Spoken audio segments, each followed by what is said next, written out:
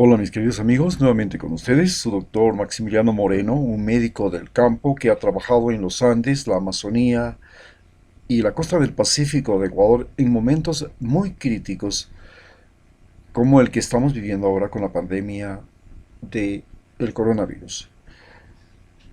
Hoy trataremos de entender en apenas 7 minutos cómo la pandemia afectó fundamentalmente o produjo una crisis sanitaria y una crisis económica en Ecuador. Pero esta crisis económica y sanitaria no es solamente de Ecuador, también es de toda América Latina y también del mundo. Pero básicamente el continente americano, con Estados Unidos a la cabeza y América Latina atrás de él, son las áreas geográficas más afectadas por la pandemia. Señalaremos, en primer lugar, que la pandemia produjo una crisis en la movilidad humana. Y esta crisis en la movilidad humana cambió el sentido de la migración en sí, y el movimiento comercial, el movimiento y la movilización de las personas. Cambiaron el fenómeno de la movilidad humana. Nos golpeó a través de la cuarentena, a través del distanciamiento social, el cierre de fronteras, y con el cierre de fronteras y de aeropuertos, se produjo un colapso del turismo, un colapso del abastecimiento de productos internacionales, un poco menos los que venían por mar, pero por ejemplo en el comercio de flores, que es uno de los rubros más importantes de la sierra ecuatoriana, se vio muy golpeado. Igual que el turismo, que es el principal recurso de la sierra ecuatoriana. En la costa ecuatoriana hubo un problema con el camarón, que se le detectó que era uno de los lugares donde podía existir el coronavirus, pero además hubo un problema, pero menos problemas con el abastecimiento de frutas como el banano, que continuaron sus exportaciones, el cacao, que no ha reducido sus exportaciones, ni el pescado. La palma africana y la producción de aceite tampoco ha tenido una gran afectación porque la demanda y el consumo de aceite no se disminuyó, especialmente a nivel interno, pero también de exportación.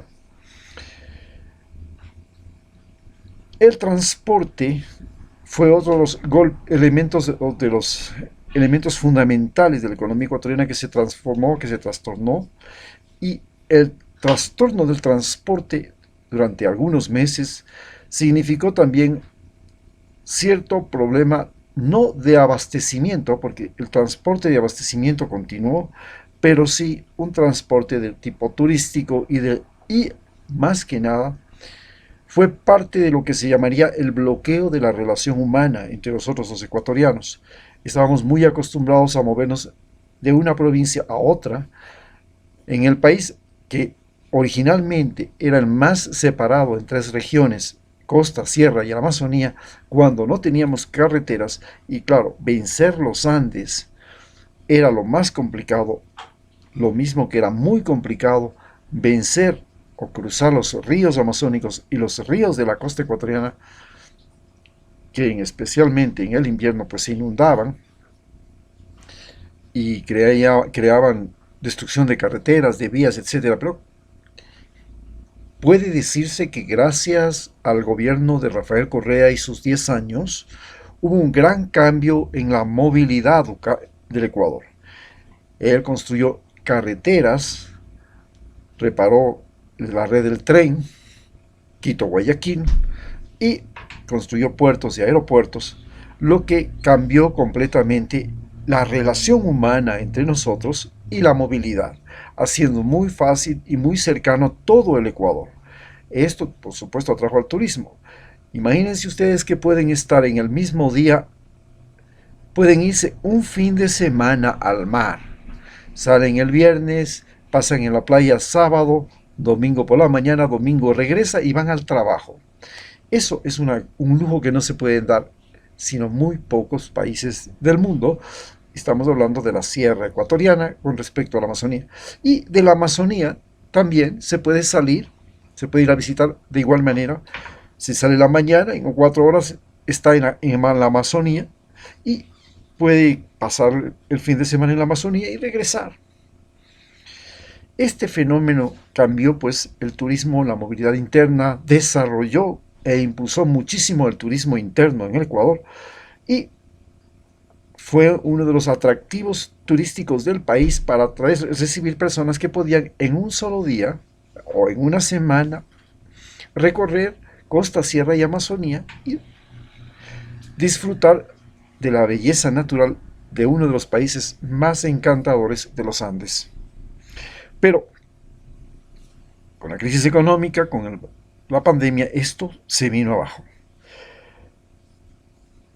Hoy, la crisis económica significa que no ha habido la posibilidad de trabajar, especialmente en algunas cosas que son la provisión de productos elaborados, más que materias primas. Hemos podido conservar las exportaciones de materias primas y desgraciadamente las materias primas no tienen un buen precio y los trabajadores que trabajan en la producción de materias primas son los trabajadores más mal pagados del Ecuador. Los trabajadores agrícolas que están en las plantaciones de palma africana, en las camaroneras, los que están trabajando en las bananeras, inclusive trabajan niños, los que están trabajando en las plantaciones florícolas que tienen mejor salario que los trabajadores de la costa ecuatoriana. Los trabajadores de la pesca son sobreexplotados y en sí el Ecuador ha vivido y está viviendo un periodo de sobreexplotación de sus recursos naturales con una deforestación que ya se está denunciando en este momento en Italia y en el mundo entero porque el gobierno de Lenín Moreno decidió no proteger las áreas protegidas del Ecuador, que son el 30% de la superficie territorial, y hoy vivimos la devastación de los bosques, y en razón de que no podía pagar los sueldos y salarios de los guardabosques y de los protectores de las áreas protegidas. Esto, más la crisis de consumo, de la falta de dinero, la falta de circulante, la falta de demanda de los productos especialmente de consumo interno del país,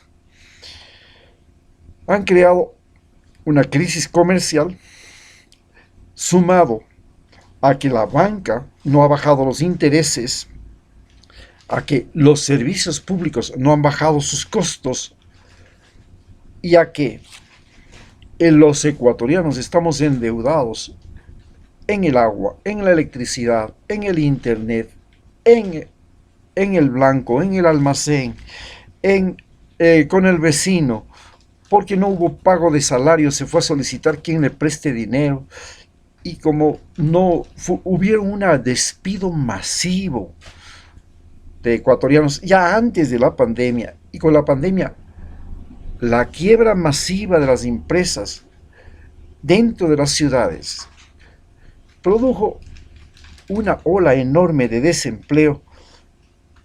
Esto nos pone al frente de que la primera cosa que el próximo gobierno tendrá que hacer es comenzar a ayudar a la gente para que pueda continuar con los servicios públicos, agua, luz, electricidad, internet, porque inclusive la internet ahora es la base de la educación, la base del comercio y una nueva forma de trabajo. Pero además tiene que regular los intereses de los créditos. Tiene que ofrecer el candidato que quiere ganar las elecciones que va a bajar el interés al mismo rango de interés que se tiene en Estados Unidos. Porque si nosotros tenemos una economía dolarizada, no es justo que los bancos en Ecuador cobren 16% de interés a los préstamos, mientras que en Estados Unidos no pasan del 4 al 8%. Eso es una estupidez. Entonces hay que reducir y hay que evitar la salida de divisas, porque los ricos cogieron el dinero de los ecuatorianos, de sus bancos, de los préstamos que habían hecho, del dinero que recuperan y lo sacan inmediatamente del país porque lo consideran que Ecuador es un país de alto riesgo, pero además el gobierno de Lenín Moreno se endeudó con organismos internacionales y entregó ese dinero a los más ricos, a los que además les quitó impuestos, no les hizo pagar impuestos, y ellos cogen ese dinero y lo sacan fuera del país. Y después esperan poder reintroducirlo con grandes ventajas como la eliminación de impuestos por la reinserción de capitales, por retraer o volver a traer los capitales que han escapado de Ecuador. Capitales que no salieron porque ellos produjeron el capital, sino porque ellos recibieron crédito del gobierno y lo sacaron fuera. Eso es lo que se tiene que hacer para comenzar la reactivación. Y la reactivación comenzará, como hemos de analizar en la siguiente charla, con el problema del trabajo. Entonces, el primer problema que tenemos que resolver es recuperar la movilidad dentro del Ecuador, para lo cual la vacunación es muy importante. Eso nos va a permitir evitar las cuarentenas, evitar el distanciamiento social, recuperar la movilidad y el tránsito, y una vez que comenzamos a recuperar la movilidad y el tránsito, comienza a circular mercancías y se genera y se reactiva la economía nacional. Este es el primer mecanismo y la primera propuesta que tiene que tener el nuevo candidato. Tiene que garantizarnos a los ecuatorianos que los costos de los servicios básicos en el Ecuador van a disminuir. No podemos tener servicios básicos que además sirvan para pagar otras cosas y se los utilice para forzarnos a pagar que los bomberos, que el aseo, que esto, que el otro. No. Hay que buscar el mecanismo mediante el cual los servicios básicos se reduzcan en sus costos. Muchas gracias.